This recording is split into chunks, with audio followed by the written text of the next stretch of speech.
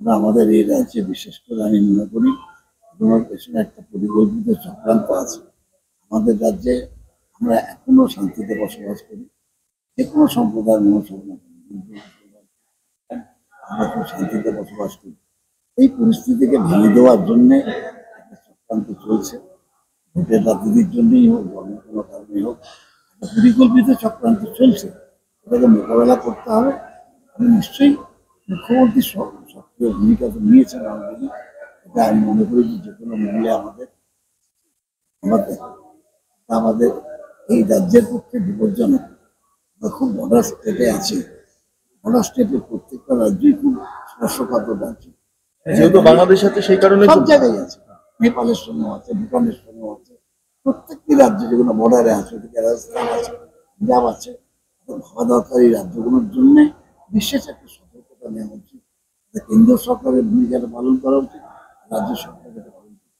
রাজ্যপাল বলেছেন মুখ্যমন্ত্রীকে এটিআর দিতেন, অ্যাকশন টেকেন দিতেন। আপনি গোটা বিষয়টাকে কিভাবে দেখছেন এবং এটা কি কোনোভাবে কাম্য যে ঘটনা ঘটছে? আমাদের এই রাজ্যে বিশেষ করে আমি মনে করি তোমার পেছনে একটা পরিকল্পিত চক্রান্ত আছে। আমাদের রাজ্যে আমরা এখনো শান্তিতে বসবাস করি, যে কোনো সম্প্রদায়ের মানুষ হোক না কেন, হিন্দু মুসলমান, আমরা খুব শান্তিতে বসবাস করি। এই পরিস্থিতিকে ভেঙে দেওয়ার জন্য একটা চক্রান্ত চলছে। ভোটের রাজনীতির জন্যই হোক, অন্য কোনো কারণেই হোক, একটা পরিকল্পিত চক্রান্ত চলছে। এটাকে মোকাবেলা করতে হবে। আমি নিশ্চয়ই মুখ্যমন্ত্রী সক্রিয় ভূমিকা তো নিয়েছেন অলরেডি।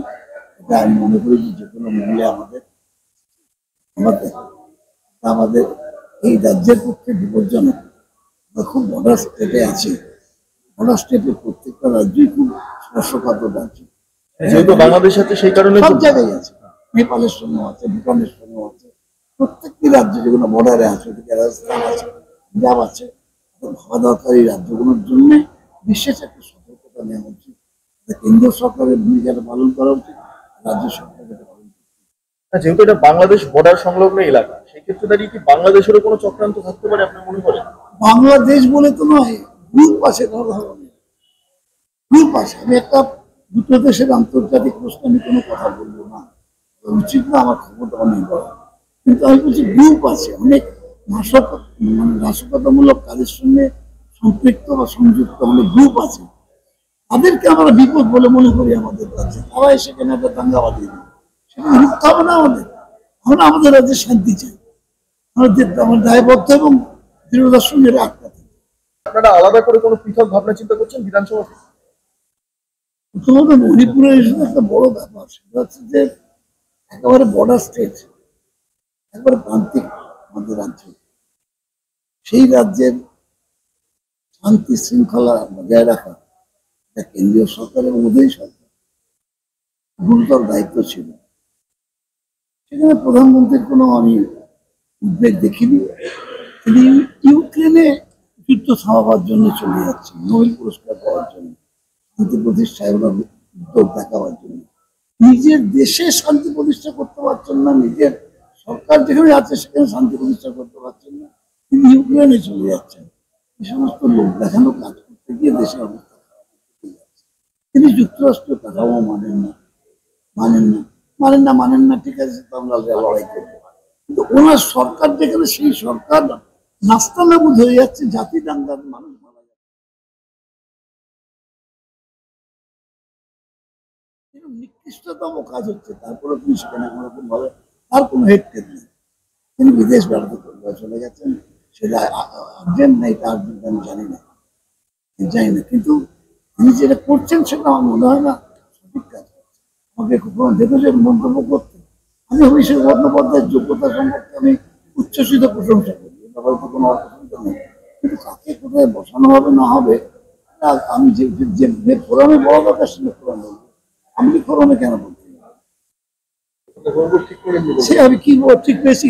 আমি জাজমেন্ট করার লোক নয়। ঠিক করে যদি বেঠিক করে যেখানে জাজমেন্ট করার লোক তারা করবে। আমি কখনো আমি এমন মন্তব্য করি না যে মন্তব্য করে আমি উত্তর দিতে পারবো না। আমাদের এই রাজ্যে বিশেষ করে আমি মনে করি তোমার পেছনে একটা পরিকল্পিত চক্রান্ত আছে। আমাদের রাজ্যে আমরা এখনো শান্তিতে বসবাস করি, যে কোনো সম্প্রদায়ের মানুষ হোক না কেন, হিন্দু মুসলমান, আমরা খুব শান্তিতে বসবাস করি।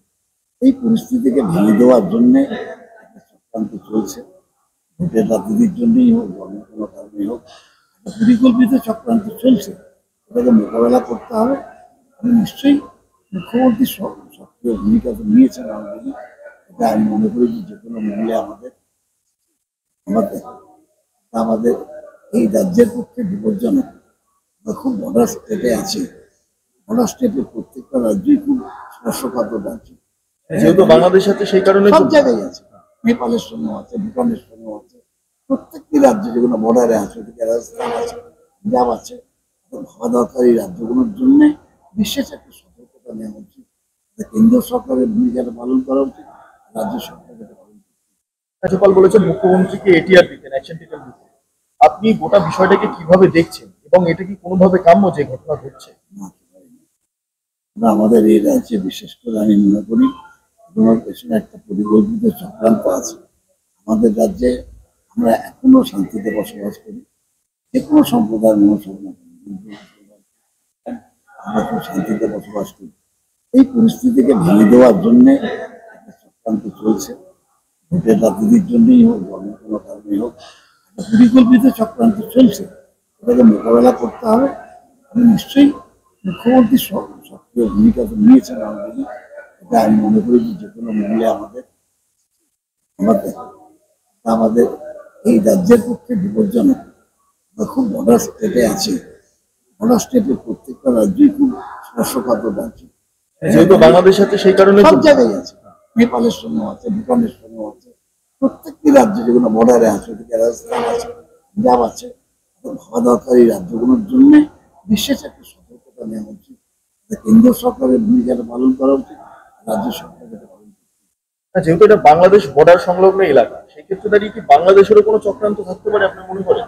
বাংলাদেশ বলে তো নয়, গ্রুপ আছে কোনো ধরনের, গ্রুপ আছে। আমি একটা দুটো দেশের আন্তর্জাতিক প্রশ্নে আমি কোনো কথা বলবো না, উচিত না আমার ক্ষমতা নেই বলা। কিন্তু আমি বলছি গ্রুপ আছে, অনেক নাশকতামূলক কাজের সঙ্গে সম্পৃক্ত বা সংযুক্ত অনেক গ্রুপ আছে। তাদেরকে আমরা বিপদ বলে মনে করি আমাদের রাজ্যে। তারা এসে কেন একটা দাঙ্গা বাঁধিয়ে দেবে, সেটা রুখতে হবে না আমাদের। আমরা আমাদের রাজ্যে শান্তি চাই, আমার দায়বদ্ধ এবং দৃঢ়তার সঙ্গে রাখতে। আপনারা আলাদা করে কোনো পৃথক ভাবনা চিন্তা করছেন বিধানসভাতে?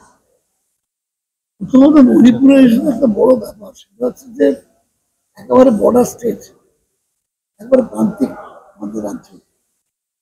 সেই রাজ্যের শান্তি শৃঙ্খলা বজায় রাখা এটা কেন্দ্রীয় সরকার এবং মোদী সরকার গুরুতর দায়িত্ব ছিল।